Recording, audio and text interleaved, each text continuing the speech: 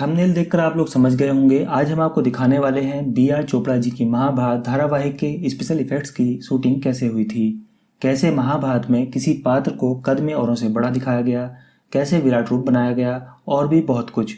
नमस्कार, स्वागत है आप सबका लेखक की लेखनी में। वीडियो पसंद आए तो लाइक, चैनल को सब्सक्राइब अथवा फॉलो करना ना भूलें। दोस्तों, महाभारत में स्पेशल इफेक्ट्स के लिए कुछ जगह मैकेनिकल तो कुछ जगह टेक्निकल तरीकों का इस्तेमाल हुआ था। दोस्तों, मैकेनिकल वो है जिसमें टेक्नोलॉजी का इस्तेमाल किए बिना इफेक्ट्स दिखाए जाएं, और टेक्निकल वो है जिसमें क्रोमा की जैसे इफेक्ट्स का इस्तेमाल कर इफेक्ट्स दिखाए जाएं। मैकेनिकल और टेक्निकल में क्या अंतर है ये आपको वीडियो में समझ आ जाएगा। दोस्तों, टेक्निकल इफेक्ट से शुरू करें तो उसमें क्रोमा की का इस्तेमाल होता है। क्रोमा की इफेक्ट में आजकल ग्रीन स्क्रीन का इस्तेमाल होता है, जो कि आजकल आम बात है। जैसे जैसे टेक्नोलॉजी आगे बढ़ी, सबके लिए क्रोमा की आसान हो गया। ग्रीन स्क्रीन इफेक्ट अब कोई भी इस्तेमाल कर लेता है, किंतु जिस समय रामायण और महाभारत की शूटिंग होती थी उस समय टेक्नोलॉजी इतनी एडवांस नहीं थी और महंगी भी बहुत थी। उस समय बेटा कैम मशीन का इस्तेमाल होता था, जो कि एक सेलेक्टेड कलर को वीडियो से हटा देता था। उस समय ग्रीन कलर का इस्तेमाल ना करके ब्लू कलर का इस्तेमाल होता था, लेकिन उसमें बड़ा खर्चा और ऊपर से बड़ा टीम वर्क। चलिए शुरू करते हैं दृश्य के साथ। महाभारत का एक दृश्य है जब दुर्योधन सम्राट युधिष्ठिर के राजमहल इंद्रप्रस्थ जाता है, तो उसे वहां मायावी महल दिखता है। उस मायावी महल में वो अदृश्य दीवारों से टकरा जाता है।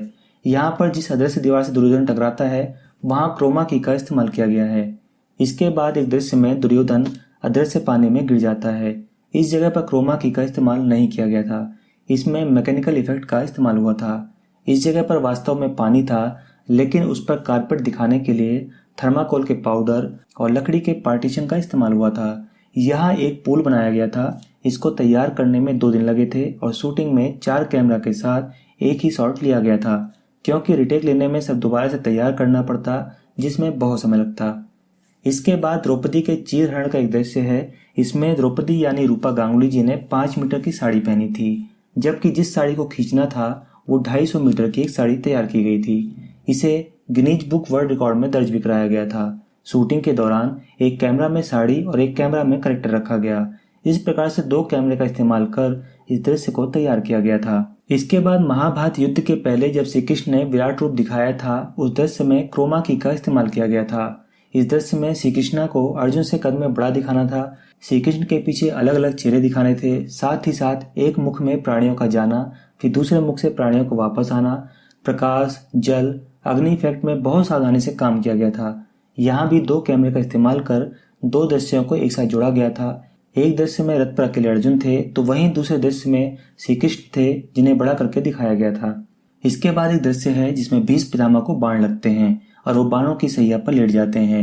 इस दृश्य में मैकेनिकल इफेक्ट्स का इस्तेमाल किया गया था। तीर लगते समय भीष्म पितामह का किरदार निभाने वाले अभिनेता मुकेश खन्ना जी को आते हुए तीरों को अपने हाथों से अपनी ओर खींचना था। ये तीर पतले तार से खींचे जाते थे और तेजी से हाथ से पकड़ने होते थे। इसके बाद जब तीर शरीर के आर पार दिखाए गए, तब हाथ पैरों में कपड़े के अंदर लोहे की प्लेटों का इस्तेमाल किया गया था, जिसमें एक प्लेट में तीर का आधा हिस्सा और दूसरी प्लेट में तीर का आधा हिस्सा।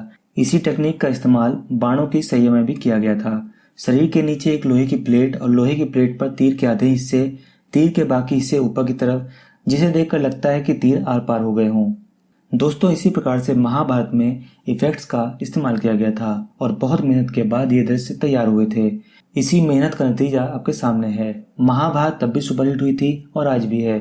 दोस्तों, अगर आपको टेक वीडियोस पसंद है या आप यूट्यूब चैनल बनाना चाहते हैं तो डिस्क्रिप्शन में हमारे दूसरे चैनल का लिंक दिया हुआ है, आप उसे भी सब्सक्राइब कर लें।